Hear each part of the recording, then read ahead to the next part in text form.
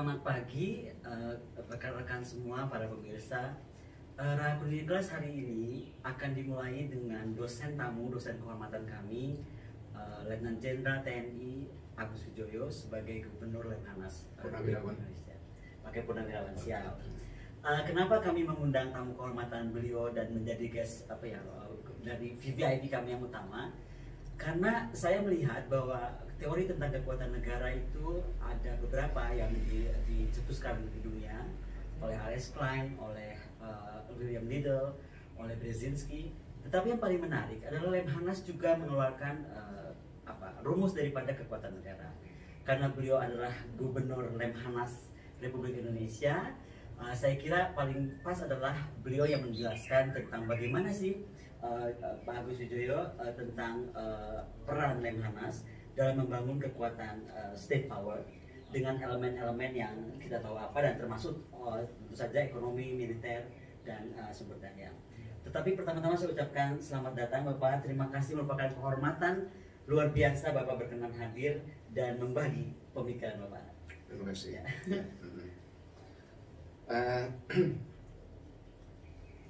Sebetulnya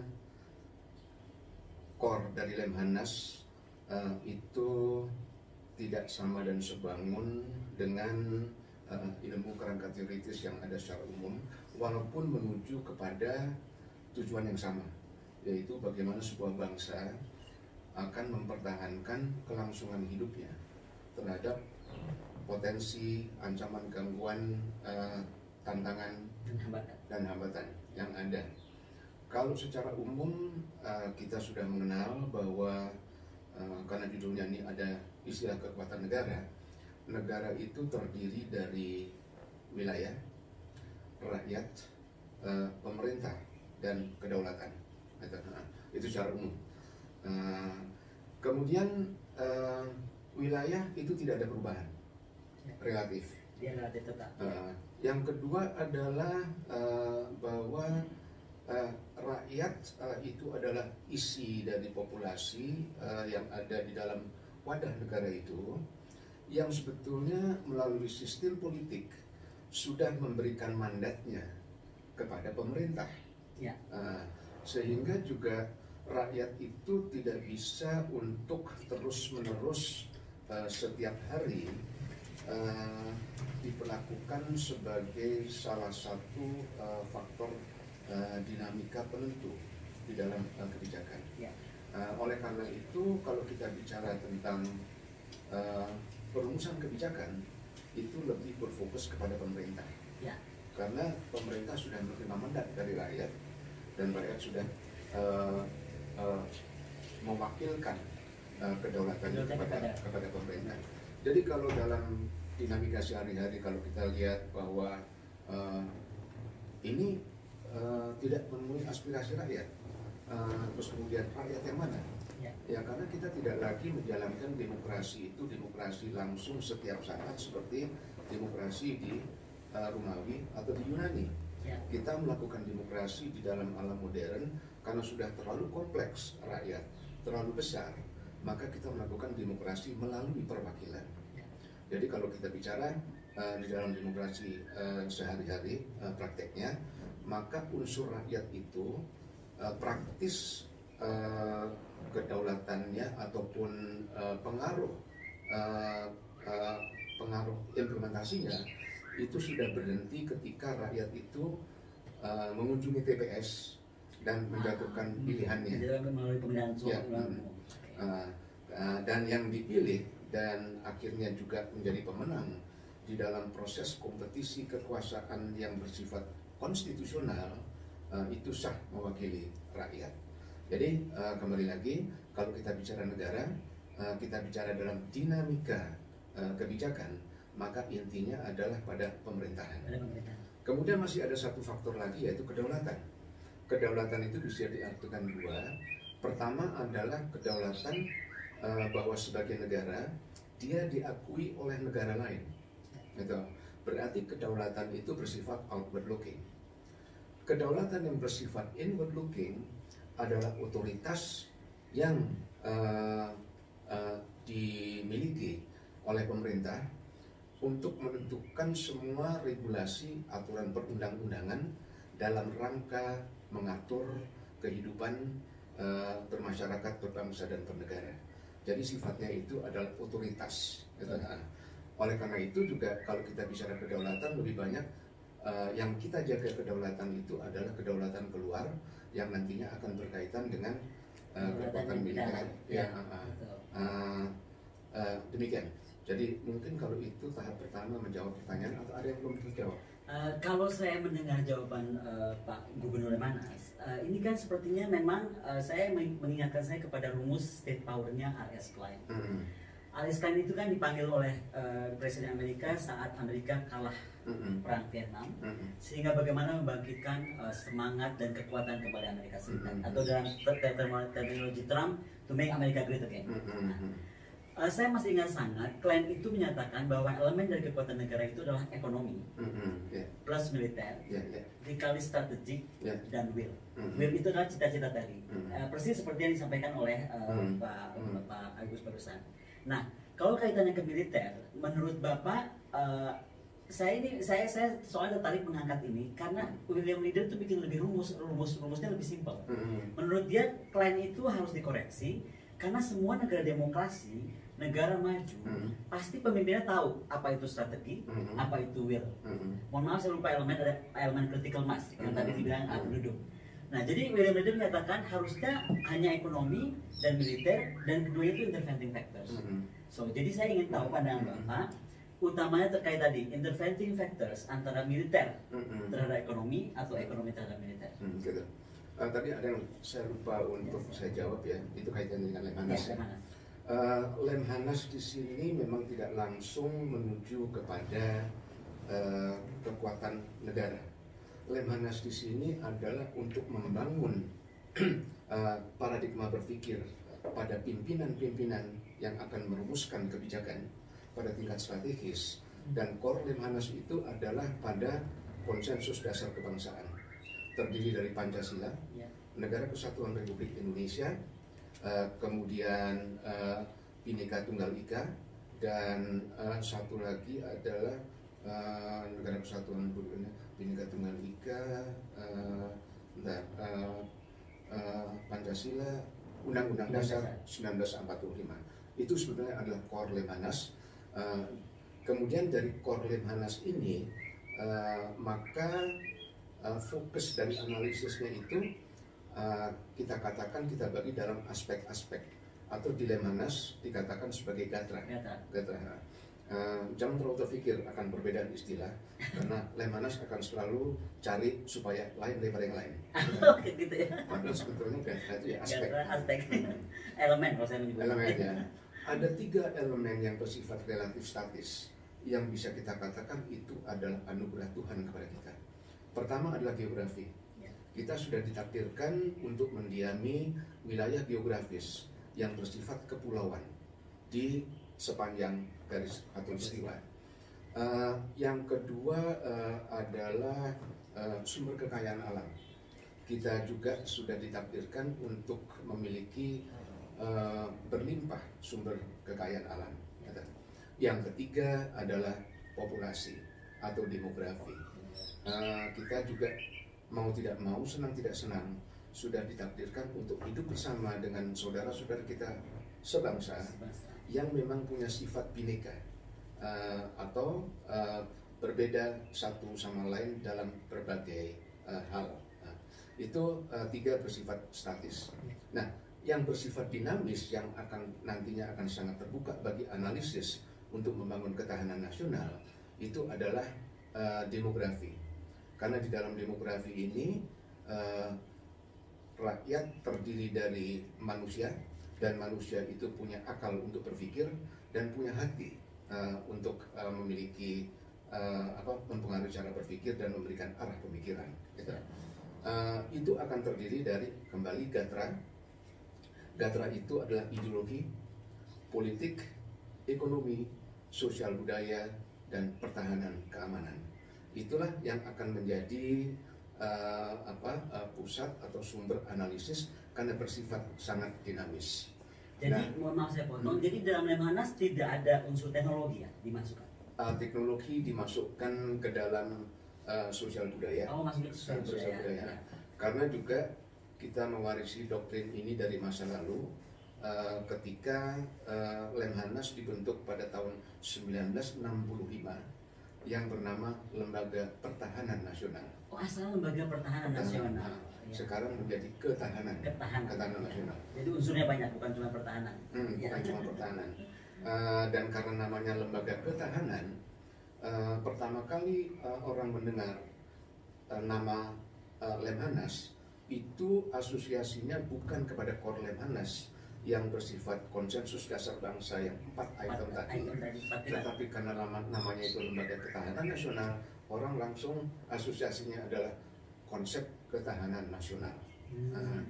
Nah, ketahanan nasional itu konsepnya adalah dari definisi yang sifatnya umum, ketahanan atau resilience diartikan sebagai kemampuan sebuah entitas untuk kembali kepada bentuk aslinya ketika menghadapi gangguan, ancaman, tantangan dan hambatan. Di sini saya selalu ibaratkan karet misalnya. Karet itu kalau ditarik dia akan berubah, ya, menar. Tapi kalau dilepas dia akan kembali. Tentu jangan terus-terusan ditarik, ya. Dia akan molor, tidak akan kembali, atau dia akan putus. Gitu. Itu adalah definisi umum harfiah. Itu diterapkan dalam masyarakat Pancasila, maka diartikan bahwa masyarakat Pancasila ini harus mempunyai potensi kekuatan di dalam dirinya untuk merespon segala ancaman, gangguan, tantangan dan hambatan dan kembali kepada bentuknya semula apabila dia harus bisa untuk merespon secara positif bentuk-bentuk ancaman, gangguan, tantangan dan hambatan. Jadi itulah sebetulnya ujungnya adalah ketahanan nasional sebagai nilai implementasi, dan satu lagi adalah wawasan Nusantara. Wawasan Nusantara itu adalah bahwa kalau kita bekalkan nilai-nilai ini kepada peserta yang nantinya akan menjadi alumni, diharapkan itu membentuk sebuah paradigma bersama, yaitu bahwa ketika seseorang, dan pasti seseorang itu akan menduduki kewenangan di dalam jabatannya, yang akan berpengaruh kepada kebijakan publik yang ditelurkannya, maka diharapkan dia tidak hanya berpikir kepada jabatannya saja, kewenangannya saja, mejanya saja, ruang kantornya saja, tetapi dia juga harus mempunyai pertimbangan apa implikasinya bagi persatuan dan kesatuan Indonesia. Itu adalah wawasan Nusantara. Jadi itu dari segi Lemhanas. Nah, kalau saya ini, kalau orang banyak melihat saya, termasuk kawan-kawan dosen, murid-murid saya di sana, menganggap Bu Kor itu sangat realis. Kenapa saya realis? Saya tuh sangat suka sekali pemikirannya Carr. Carr tuh menganggap konsep utopian seperti pemikiran Amerika Serikat, Inggris, yang merasa bahwa dunia itu bisa damai kok kalau kita punya common needs atau common dream. Gitu. Menurut Carr, antara personal saya tidak mungkin ada common dreams. Pasti ada our self interest yang lebih besar daripada the big common dream. Nah, itu kenapa saya menjadi seorang realis dan percaya bahwa tentara sesungguhnya harus outward looking defense. Idealnya. Mungkin Pak Agus tahu saya mengeluarkan buku Pertahanan Negara Konsultan Ideal dan Defend Indonesia itu dari tesis saya tahun 2007-2009. Nah, yang mau saya tanya sama Bapak ini kan jenderal reformis. Menurut Bapak, TNI kita itu mesti seperti apa? Karena kalau waktu dulu saya masih sangat idealis, wah nggak bisa, TNI itu harus outward looking defense. Yang diurus tuh harus ZEE keluar. Teritorial kita tuh harus kawasan, kemudian 2 samudra misalnya menjadi Blue Water Navy. Tetapi kemudian kita dihadapkan kepada anggaran dan lain dan sebagainya. Jadi menurut Pak Jenderal, bagaimana sebaiknya militer kita dalam konteks tadi kedaulatan dan lain sebagainya? Oke, bagaimanapun juga, bagaimana kita menjalankan fungsi-fungsi lembaga-lembaga di dalam penyelenggaraan fungsi pemerintahan itu mutlak diatur oleh konstitusi dan peraturan perundang-undangan. Tidak bisa hanya keinginan kita saja, apalagi keinginan itu keinginan idealis. Memang saya mendengar, saya mendapatkan tentangan-tentangan dari rekan-rekan dan junior-junior saya sendiri, ya kita jangan terlalu legalistis dong. Kita perlu kan TNI itu perlu efisien, efektif dan punya peran gitu lah. Saya katakan, coba jabarkan efisien itu apa konkretnya, efektif itu apa konkretnya, peran itu apa konkretnya.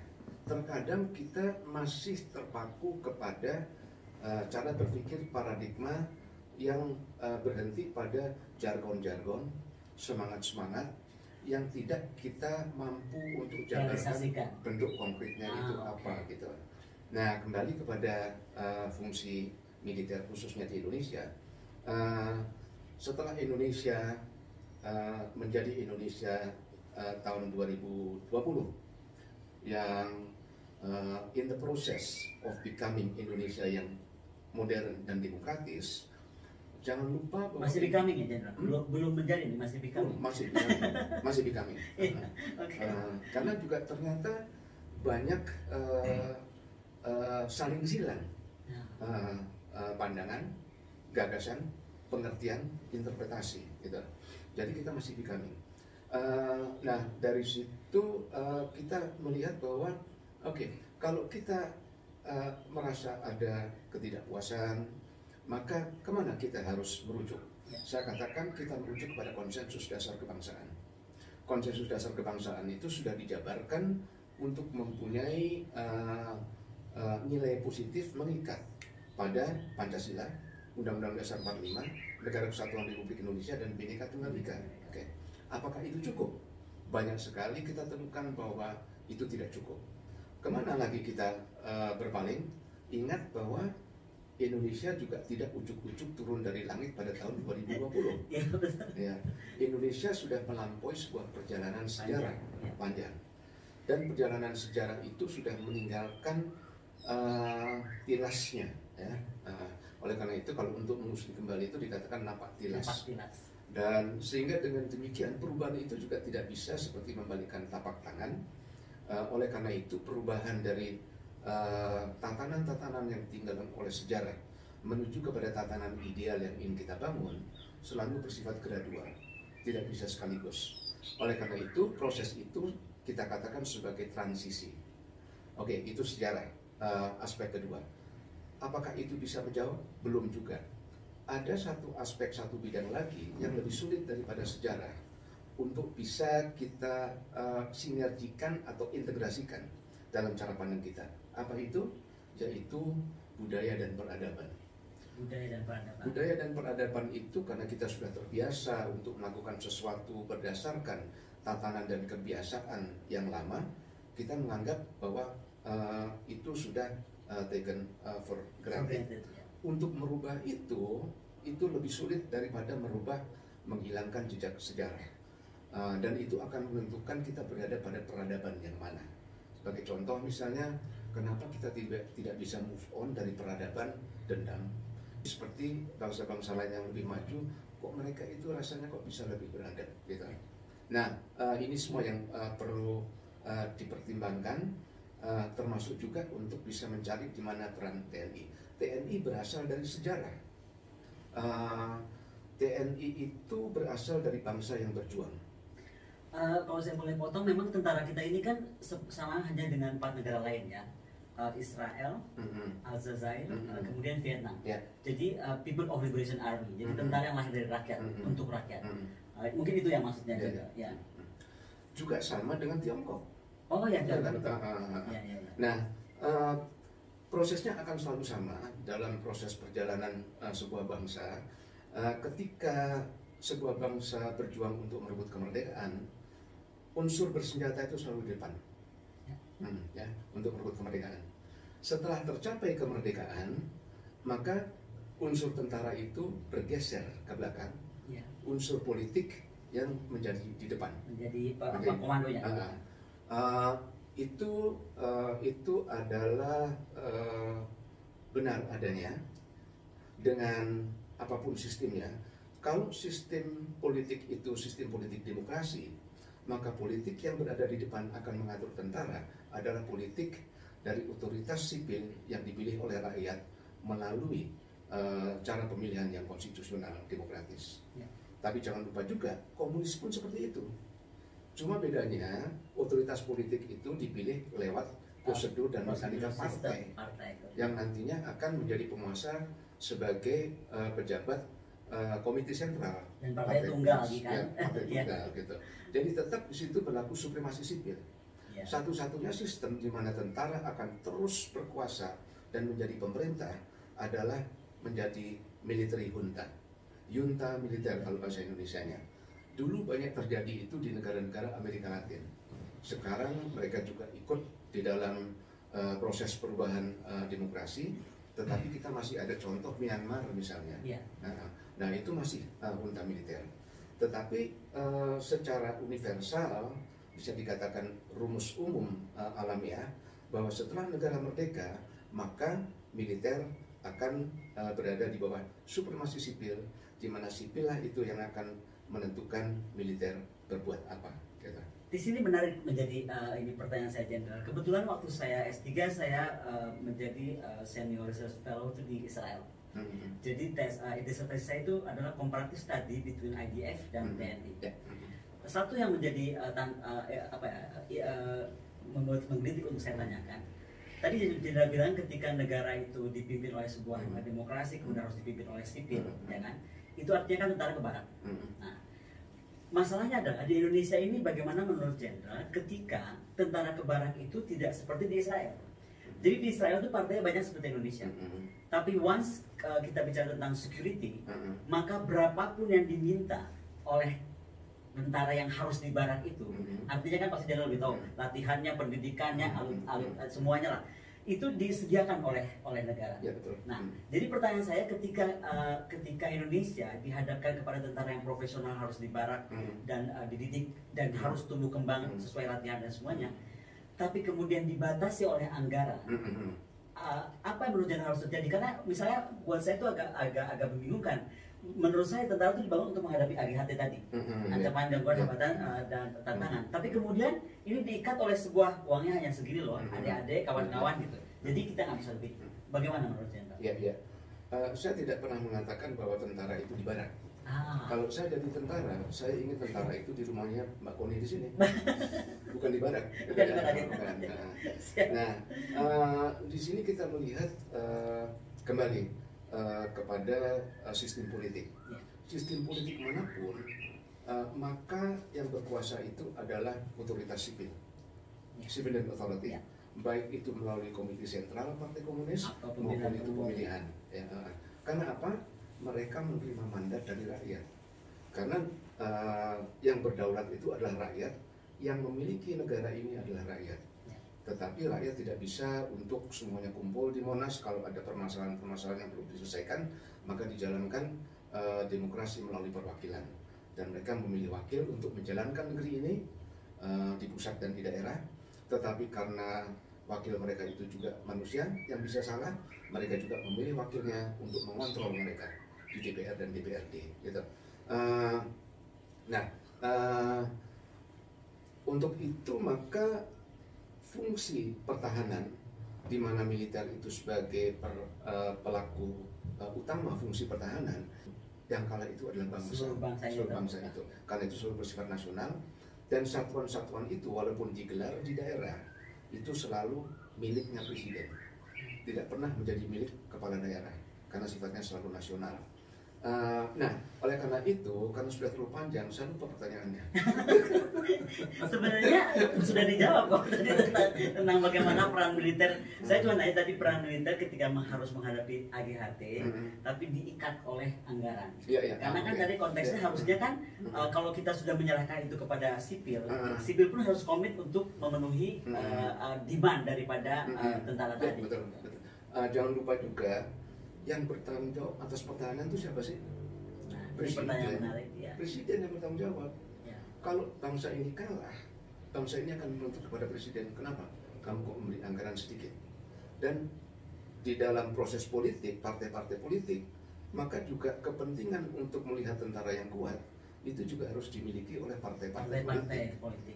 Justru sekarang terbukti bahwa kenaikan katakanlah penghasilan, anggaran untuk pertahanan itu justru terjadi pada era setelah reformasi yang diinisiasi, digagas oleh partai-partai politik di DPR, dibanding dengan Orde Baru dulu. Walaupun presidennya itu dengan latar belakang militer, justru Pak Harto itu mengatakan kepada TNI, kamu harus ikhlas untuk mendapatkan anggaran yang sedikit supaya anggaran yang besar ini untuk pembangunan, gitu. Nah, jadi kita melihat tatanan demokrasi yang berasal dari kedaulatan rakyat dan kepada siapa rakyat itu meminjamkan kedaulatannya, gitu. Dan pada saat dipinjamkan harus bertanggung jawab atas kepercayaan. Saya kira menarik sekali Pak Agus untuk opening dari introduction Rakuni Kelas, dan saya ucapkan sangat terima kasih. Terima kasih. Dan tolong Pak Agus berjanji kalau nanti banyak pertanyaan dari para pemirsa, karena pemirsa kita nih tadi aja baru diberi pengumuman Bapak yang akan bicara, langsung kayaknya pertanyaan 200 langsung. Maksud saya nanti mohon berkenan untuk memberikan lagi pandangannya. Mungkin saya akan main-main ke Bapak, kita bisa take di sana. Sekali lagi terima kasih Bapak, selamat pagi dan senang sekali Bapak bisa. Terima kasih. Saya rasa saya tidak pernah ingkar janji terhadap Bu Koni. Apalagi kalau Bu Koni main-main ke tempat saya. Oh iya, siap. Baik, terima kasih. Terima kasih Bapak.